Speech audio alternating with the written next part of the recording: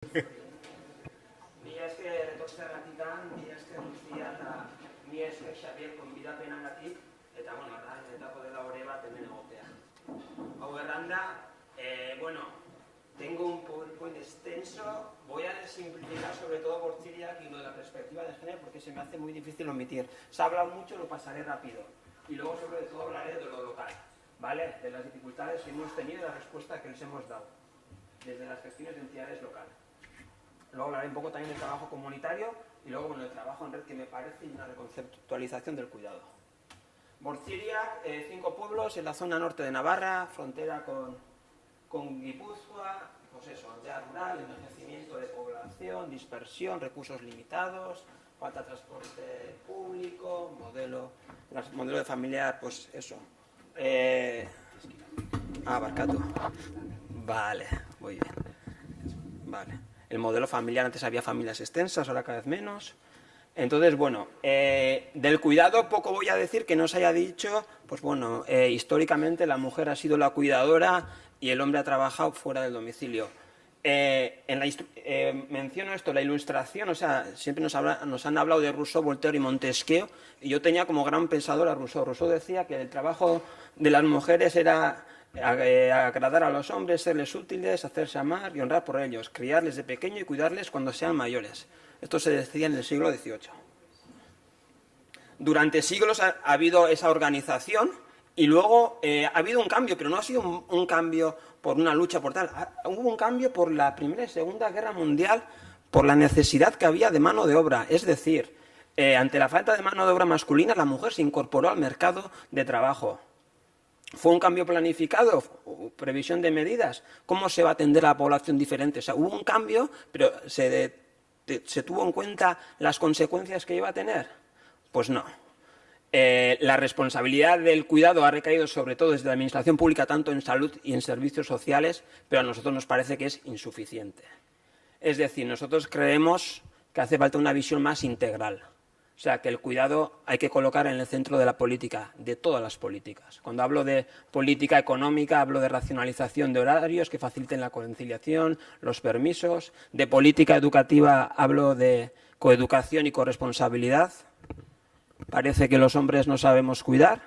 De política, vivienda y urbanística, pues ya ha hablado la compañera Irati, y luego también hablo de política sanitaria y social. En una imagen quería un poco representar lo que significa esto en la práctica. Y ayer era el día del Alzheimer y los datos dicen que a partir de los 85 años el 50% de la población va a tener Alzheimer. Los datos dicen que el 70% de las cuidadoras son mujeres. Y cuando hablamos de mujeres son esposas, hijas y nueras. Y el 30% que son cuidadores, esposos. No mencionan los hijos. Un compañero a la mañana ha dicho que el 1% son los hijos. Entonces, nosotros reivindicamos el valor del cuidado. Es decir, nosotros como seres humanos, ¿qué puede haber más solidario, más gratificante que cuidar a una persona que probablemente te ha atendido a ti en otra etapa? Siempre sí, cuidar con apoyos, pero por lo menos que valoremos el cuidado y que lo pongamos en el centro de nuestras políticas. Y luego quería mencionar un ejemplo sobre, siempre estamos hablando desde un punto de vista de género, cómo trabajar, con qué recursos y cómo dar vuelta a esta situación. Y quiero comentar un caso que fue real. A nosotros nos vino un día una mujer de 40 años y en la familia tenían a su madre con Alzheimer. Ella vivía fuera del pueblo y venía los fines de semana al pueblo. Sus otros hermanos, al tener familia, habían delegado de forma natural el cuidado en ella. O sea, que ella todos los fines de semana tenía el programa hecho. Todo su ocio se fue al garete. Entonces un día nos vino y nos comentó, oye, pues tengo esta situación, y le dijimos, pues tendremos que intentar verbalizarlo. Sí, pero ¿cómo voy a hablar a nivel familiar? Y le dijimos, pues escribe sí, pero ¿cómo? Criticándoles, no, tú escribe desde lo que sientes. O sea, empoderamiento. Tú escribe de cómo te sientes en esta situación, que quieres compartir los cuidados. Escribió, hubo una reunión familiar, ella fue nerviosísima a esa reunión familiar y se llevó una sorpresa, porque la familia entendió su postura y repartieron los cuidados. Es decir, nosotros, tan importante con los hombres transmitir la coeducación como la corresponsabilidad, como también intentar empoderar a las mujeres, tanto en estas situaciones como en otros. Yo en casos de empoderamiento me ha tocado empoderar tanto a hombres como a mujeres, ¿vale? O sea, no quiero que se estigmatice, pero el empoderamiento viene bien y es transmitir la sensación que tienes e intentar repartirlo.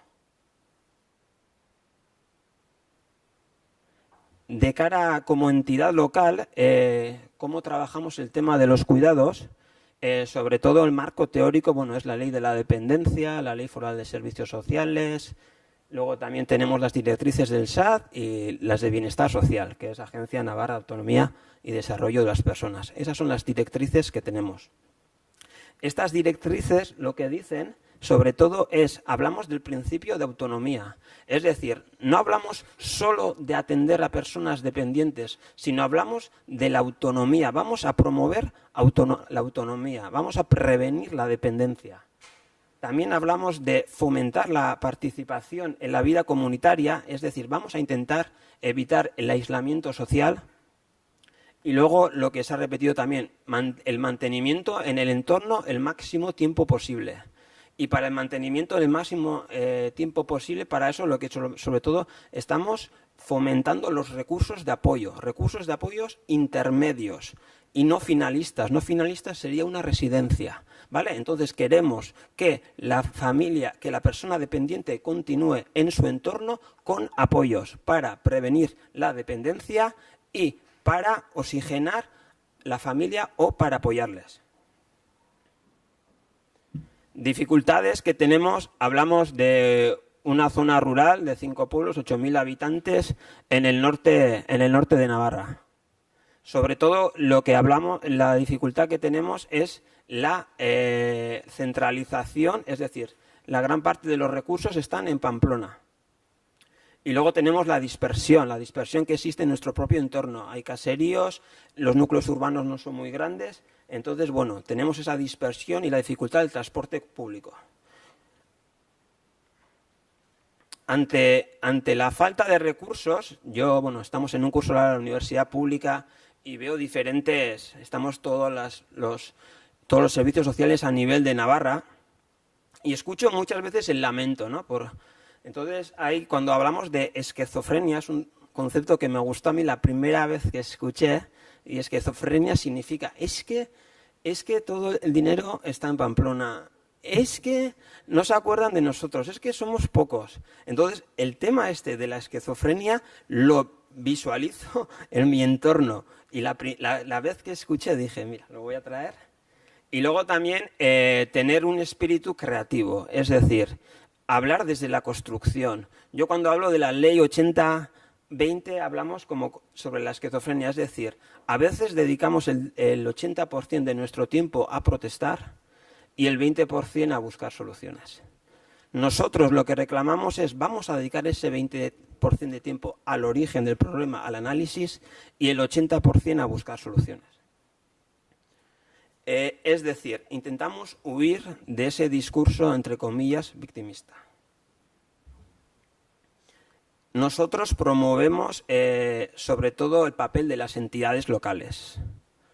Margarita ayer, hoy también otra compañera, comentaba que a ver si van a venir respuestas o nuevos modelos de intervención, van a venir de lo local a lo urbano, diría, es decir, desde pequeñas experiencias a macro experiencias, diría.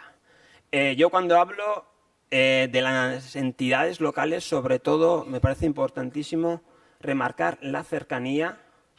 Conocemos las necesidades de la población, la autonomía, tenemos una gran autonomía para crear. Aunque si entramos en el discurso negativo, nada, pero si no, tenemos muchísima libertad.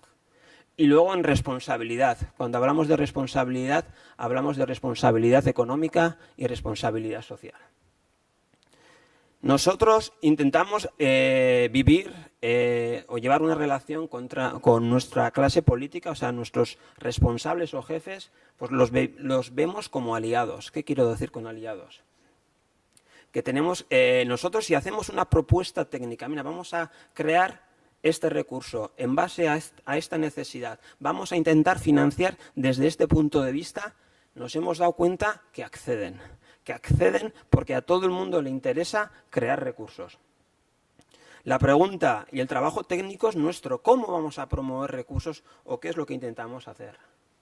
Nosotros hablamos de creatividad tanto económica, que es lo difícil y a lo que le prestan mucha atención nuestros políticos, y la creatividad social. Y luego, en la línea del mensaje es vamos a promover recursos de apoyo intermedios para que la persona dependiente se mantenga el máximo tiempo posible en su entorno y la familia o parte cuidadora pueda oxigenarse y pueda repartir esos cuidados. Cuando hablamos de creatividad económica, sobre todo hablamos de 4 vías, no os voy a decir grandes secretos, pero una son las subvenciones públicas, hay diferentes entidades a las que se puede solicitar. Subvenciones privadas, nosotros hemos tenido un debate si tenemos que acceder a subvenciones privadas o no, porque luego van a utilizar nuestra imagen. Yo lo que les he comentado, mi opinión sinceramente es, yo tengo X dinero para una obra social que va a tener un beneficio sobre nuestros vecinos. Si me buscas otra vía de financiación que pueda conllevar ese servicio, perfecto. Es decir, el 80-20 también, es decir, la sensación de que tengamos opción de generar recursos y por motivos políticos o de otro índole no le demos salida, para mí es muy doloroso y sobre todo para nuestra población. Luego hablamos de autogestión. Autogestión hablamos de copago. Copago según tu situación económica, pero copago. ¿Para qué? Para valorar. ¿Y para qué? Para que sea sostenible. Y luego el trabajo comunitario también nos parece imprescindible. Del trabajo hablo de acompañamiento, hablo de cuidar, hablo de transporte, quedamos con el transporte, damos respuesta a la dispersión y alfabetización. Estas son las actividades que hacemos con un grupo de voluntariado, ¿vale? Sobre todo el voluntario ofrece el servicio gratuito, pero sobre todo a personas que tienen dificultad para costear esos servicios, ¿vale? No queremos luchar con otros gremios porque no es nuestra tarea. O sea que hacemos un filtro. Sobre creatividad social, llevo el grupo de igualdad y teníamos un asesoramiento desde el Gobierno de Navarra y nos venía una técnica y nos decía, tenéis que hacer una actividad al año. Y nosotros, ¿una actividad? ¿Pero cómo una actividad? Teníamos 200 actividades en mente y no nos cuadraba cómo era posible que solo que hiciéramos una actividad. Yo este concepto lo he entendido con el tiempo. Nos hablaba de priorizar objetivos, de hacer un cronograma y sobre todo con el tiempo yo he visto los estándares de calidad. Es decir, queremos que sea una actividad evaluable, sostenible, transferible y sostenible. Sostenible tanto económicamente como en la durabilidad y en el tiempo. Es decir, si promovemos una actividad por año que se sostenga, o sea, no vale con una campaña de sensibilización X, no, un servicio que pueda tener continuidad. En 5 años o en 10 tendremos 5 o 10 servicios. Y eso que parece poco, a la larga es mucho. Y es más, nosotros con nuestra demanda de trabajo llegamos como podemos, pero vamos a priorizar esos objetivos. Nosotros ahora un poco, eran las necesidades, los criterios, cómo lo hacemos y ahora el qué, qué hemos promovido. Nosotros hemos promovido Arnasgune, que no sé si habéis visto el documental Cuidadores, es sobre el Alzheimer. Entonces los familiares de Alzheimer se juntaban una vez por semana o quincenalmente con una técnica, un grupo de iguales y les hacía terapia. Nosotros no teníamos dinero para contratar a una técnica, pero coincidió que hemos tenido una trabajadora familiar que era psicóloga y le propusimos, ¿qué te parece si omitimos 2 casos y das un asesoramiento psicológico? Lo aceptamos y al mismo coste pusimos en marcha. Material ortoprotésico. Nosotros cedemos material ortoprotésico de forma gratuita. Camas, grúas, colchón antiescaras, muletas, andadores, sillas de ruedas, sillas de ducha, etcétera. Este material lo hemos comprado con una ayuda de una entidad privada y lo cedemos de forma gratuita. Según tengas la necesidad, lo cedemos y luego nos lo envías para que siga la cadena. Uno de los conceptos nuevos que tenemos son las tecas. No sé si habréis hablado de conciliación. Las tecas hablamos de jubiloteca y ludoteca. Teca es recursos de conciliación, es decir, es para personas dependientes, tanto niños como normalmente mayores, y sobre todo es para oxigenar a la familia, es decir, es como un centro de estancia diurna o centro de día, acude la persona y la familia puede oxigenarse. En las tecas, importantísimo, se trabaja la autonomía y la mejora biopsicosocial.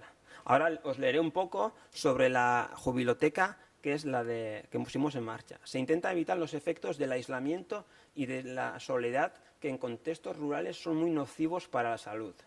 Es por ello que la jubiloteca es un espacio de ocio activo, donde las personas usuarias pueden disfrutar de la cultura, el ocio y las relaciones sociales como facilitador de su participación e integración social. Y vosotros me diréis, pero si es un centro de día. Y yo os diré que no. Y diréis, ¿cómo que no? Nosotros, para no duplicar servicios, intentamos unir la jubiloteca con el centro de día. Es decir, a las 20 personas de la jubiloteca les decimos, vamos a unir con el centro de día. Nosotros veíamos, bueno, de gestión perfecto, abrimos las puertas de la residencia, que parece que hay una zona que es un tabú, acercamos, se relacionan y perfecto. ¿Qué pasó? Que las personas de la jubiloteca se negaron a acudir al centro de día, se negaron. Nosotros tuvimos ahí un duelo, pero yo creo que lo más inteligente que hicimos fue escuchar y tener en cuenta esa opinión, que a veces pecamos de no escuchar a nuestras personas mayores.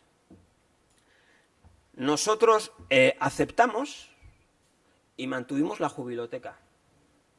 La reflexión que nos hacemos, y os la extiendo, no sé si la jubiloteca puede ser un recurso de ocio activo, de promoción de la autonomía para personas de tercera edad, hablo 65-80 o 60, o tenemos también más jóvenes, y los centros de día se están convirtiendo en centros de atención para personas dependientes. Esto es una reflexión que la hago, y que las pongo aquí porque es lo que hemos visto nosotros.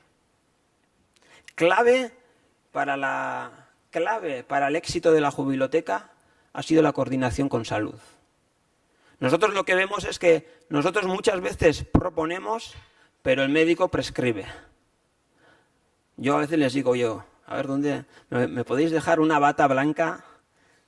Porque la sensación es esa, el médico prescribe. De cara a la jubiloteca, pues empezamos con 9 meses y los participantes, solicitaron que pasáramos a 11. Participación hay 35 personas en 2 pueblos, 20 y 15. 35 personas en una zona rural es muchísima gente. Sostenibilidad, importantísimo. El 60% ha sido autogestionado por sus cuotas y por subvenciones. Hablo de los indicadores de calidad, viabilidad económica y social. Y si hay viabilidad económica y social, probablemente también habrá viabilidad política.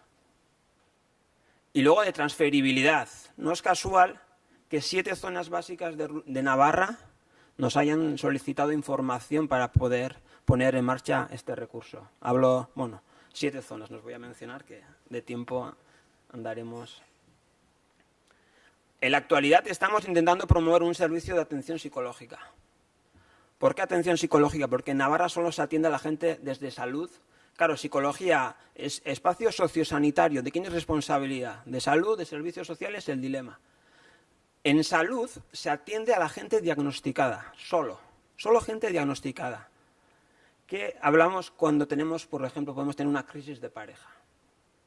Bullying, violencia de género, depresión, duelo, sobrecarga a los cuidados, que podría ser. ¿Qué pasa para esa gente? No hay un servicio y el servicio es privado. Entonces, con financiación privada, no veo, pero bueno, ya me indicas que tengo que acabar. Entonces, sobre todo, y hablamos otra vez de autogestión. ¿Autogestión para qué? Es igual el micro.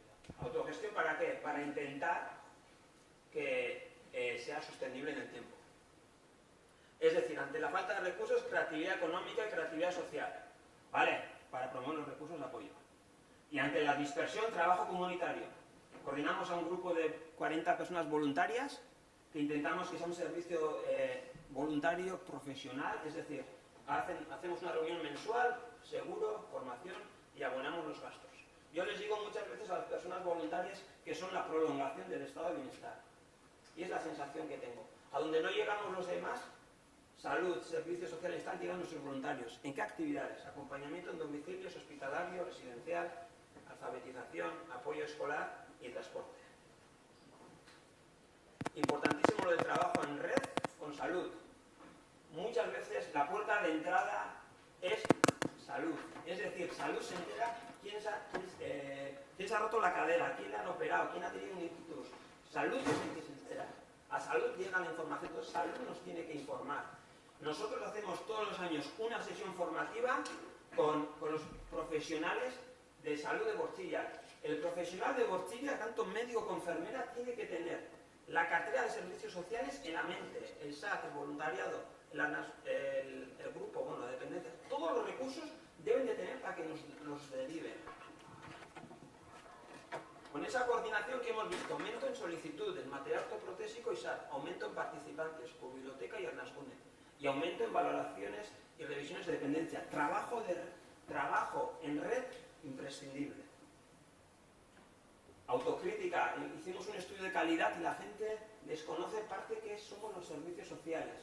Respuesta. Vamos a hacer una campaña de sensibilización para darnos a conocer. Y para acabar, la reconceptualización del cuidado. Este matiz no se ha comentado en las jornadas y a mí me parece muy importante. Dependientes, sobre todo, suelen ser, entre comillas, menores y mayores. Normalmente cuando vamos a tener un niño, vamos a ser padres, es algo planificado, algo temporal y de evolución positiva. Cuando somos dependientes de mayores, normalmente suele ser un imprevisto, yo no sé mi padre cuándo va a recaer, se desconoce la duración, cuánto tiempo va a durar esos cuidados y sobre todo la evolución suele ser negativa. Nosotros lo que queremos transmitir es que el cuidado no debe ser una adhesión, una entrega incondicional. Este concepto es el que culturalmente arrastra a nuestras familias. Entonces, lo que trabajamos, y ahí van nuestros esfuerzos y recursos, es en el reparto de recursos y en el acceso a recursos de apoyo.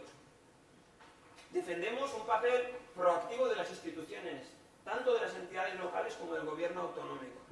Y luego, de cara a las personas, para los hombres, lo que queremos transmitir es la corresponsabilidad y el empoderamiento.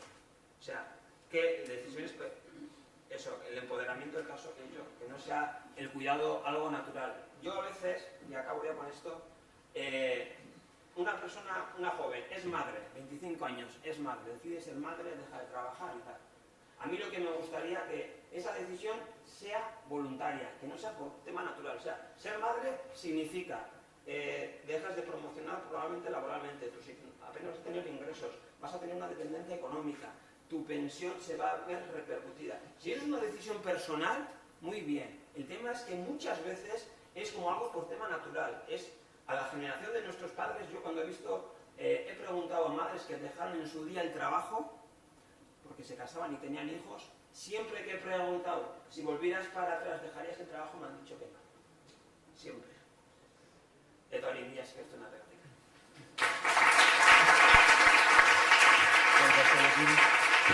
Eskerrik asko.